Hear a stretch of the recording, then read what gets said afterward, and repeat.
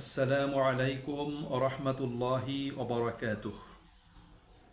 সুপ্রিয় ভাই এবং বোনেরা, মানুষের জীবন সবসময় একরকম যায় না। মানুষ কখনো ভালো থাকে, শান্তিতে, প্রশান্তিতে, আনন্দ উল্লাসে জীবন অতিবাহিত করে। আবার কখনো মানুষের জীবনে কঠিন সময় আসে, কখনো বিপদ আপদ, কখনো রোগ ব্যাধি, কখনো দুঃখ কষ্ট মুসিবত তাকে চতুর্দিক থেকে ঘিরে ফেলে। অনেক সময় দুঃখ কষ্ট মুসিবতের সময় মানুষের কাছে তার জীবনটাকে ভারী বোঝা মনে হয়। তার কাছে মনে হয় যে পৃথিবী তার জন্য সংকীর্ণ হয়ে গিয়েছে, তার যেন বের হওয়ার আর কোনো পথ খোলা নেই। এই কঠিন একটি সময়ে মানুষ তখন হতাশার সাগরে নিমজ্জিত হয়। দুঃখ, ব্যথা বেদনা এবং দুশ্চিন্তার আপনার শেকলে সে তখন আটকে যায়। সুপ্রিয় ভাই এবং বন্ধুরা, মানুষের জীবনে সুখ দুঃখ আনন্দ বেদনা এটা একটা আরেকটার সাথে সম্পৃক্ত।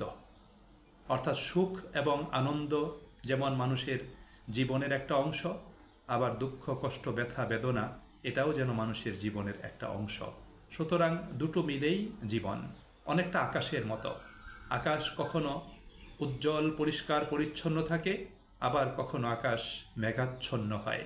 কখনো সেই মেঘ থেকে বৃষ্টি ঝরে, আবার কখনো সেই মেঘ কেটে যায়। সুপ্রিয় ভাই এবং বন্ধুরা, আমাদেরও প্রত্যেকের জীবনটা এরকমই। সব কিছুকে যদি আমরা মানিয়ে নিতে পারি, মানিয়ে চলতে পারি, তাহলে জীবনে আমাদের হতাশ হওয়ার এবং চিন্তিত হওয়ার কোনো কারণ থাকবে না।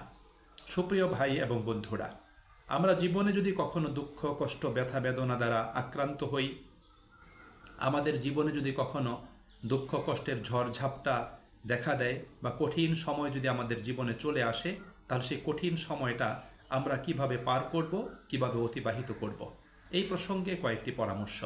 প্রথমত হলো আমাদেরকে বিনয় এবং মনোযোগের সাথে আল্লাহকে স্মরণ করতে হবে। বিনয়ের সাথে মনোযোগের সাথে আল্লাহকে স্মরণ করতে হবে। আল্লাহ পাকের আশ্রয় প্রার্থনা করতে হবে। আল্লাহ পাকের কাছে সাহায্য চাইতে হবে, যেন আল্লাহ রাব্বুল আলামিন আমাদের জীবন থেকে দুঃখ কষ্ট ব্যথা বেদনা এবং কঠিন অবস্থাটাকে আল্লাহ রাব্বুল আলামিন দূর করে দেন। আল্লাহ তাআলা কোরআনে বলেছেন, ওমাই ইয়াতাওয়াক্কাল আলাল্লাহ ফাহুয়া হাসবুহ। যে ব্যক্তি আল্লাহ পাকের উপর তাওয়াক্কুল করে, অর্থাৎ আল্লাহ পাকের উপর নির্ভরশীল হয়, আল্লাহর প্রতি আস্থা রাখে, আল্লাহকেই ডাকে, আল্লাহর কাছেই আশ্রয় চায়, আল্লাহ রাব্বুল আলামিন তার জন্য যথেষ্ট হয়ে যান। এজন্য কঠিন অবস্থাতে কঠিন মুহূর্তে বিনয়ের সাথে মনোযোগের সাথে কায় মনোবাক্যে আল্লাহ পাকের শরণাপন্ন হতে হবে, তারই কাছে ধর্ণা দিতে হবে। দ্বিতীয়ত আমাদেরকে আন্তরিকতা নিষ্ঠার সাথে কোরআনুল মাজিদ তেলাওয়াত করতে হবে। কোরআন তেলাওয়াতে আমাদের চিত্ত প্রশান্ত হবে এবং মনের সকল দুঃখ কষ্ট ব্যথা বেদনা সেগুলো দূর হয়ে যাবে। তৃতীয়ত আমাদেরকে সলাতে দণ্ডায়মান হতে হবে। হাদিসে এসছে, রাসূল করিম সাল্লাল্লাহু আলাইহি ওয়াসাল্লামের জীবনে কখনো কঠিন সময় চলে আসলে, কঠিন মুহূর্ত চলে আসলে এবং তিনি কখনো কোনো বিষয়ে চিন্তা ক্লিষ্ট হলে তিনি সলাতে দণ্ডায়মান হতেন। কারণ সলাত এমন একটা ইবাদত যার মাধ্যমে আপনি সরাসরি আল্লাহ পাকের সাথে সংযুক্ত হতে পারেন। আর যখন আপনি আল্লাহ পাকের সাথে সংযুক্ত হয়ে যাবেন, তখন দেখবেন আপনার জীবন থেকে মন থেকে কষ্ট দুঃখ ব্যথা বেদনা এগুলো দূর হয়ে যাবে। 4 নম্বরে আপনাকে আল্লাহ পাকের কাছে ফরিয়াদ করতে হবে, তার কাছে দোয়া করতে হবে। আল্লাহ পাকের ধ্যান এবং খেয়ালে আপনাকে থাকতে হবে। আপনাকে মনে রাখতে হবে পৃথিবীতে আপনি একা নন, আপনার সাথে মহান রব্বুল আলামিন তিনি আপনার সাথে আছেন। আল্লাহ তাআলা কোরআনে প্রতিশ্রুতি দিয়েছেন, ওয়া কানা হাক্কান আলাইনা নাসরুল মুমিনিন, যে মুমিনদেরকে সাহায্য করা আল্লাহ রাব্বুল আলামিন নিজের উপর অপরিহার্য করে নিয়েছেন। এজন্য আপনাকে আল্লাহ পাকের কাছে ফরিয়াদ জানাতে হবে এবং একান্তে নির্জনে আল্লাহ পাকের কাছে মনের কথাগুলো আপনাকে বলতে হবে। আপনার আকুতি মিনতি দুঃখ ব্যথা বেদনা আপনি আল্লাহ পাকের কাছে বলবেন। যেমনিভাবে জাকারিয়া আলাইহিস সালাতু ওয়াস সালাম তার দুঃখের কথা আল্লাহ পাকের কাছে বলেছিলেন।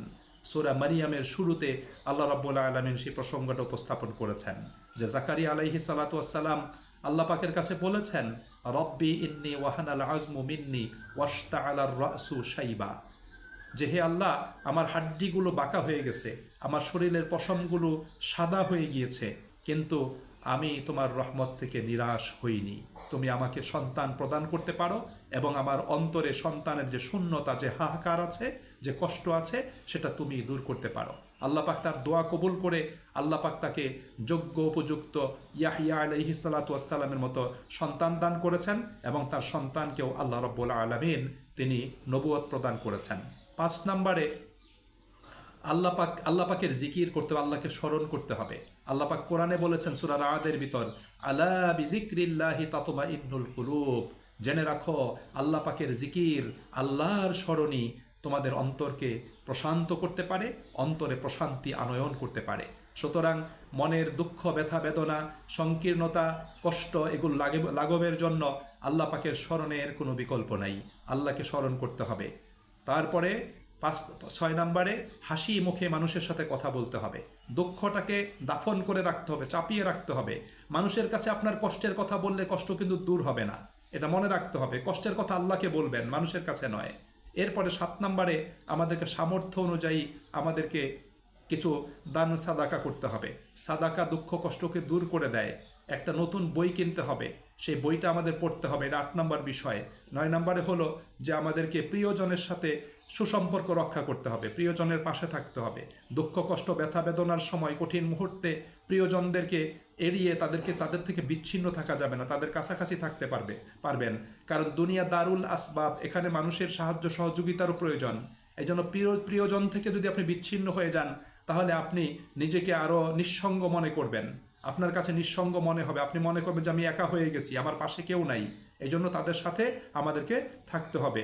এরপর 10 নম্বরে হলো আপনজন এবং সহকর্মীদের সাথে আমাদেরকে সময় কাটাতে হবে, মানুষের সাথে ভালো সময় কাটাতে হবে। 11 নম্বরে আমাদের পুরো সময়টা সক্রিয় থাকতে হবে, অ্যাক্টিভ থাকতে হবে, ভালো কাজ করতে হবে।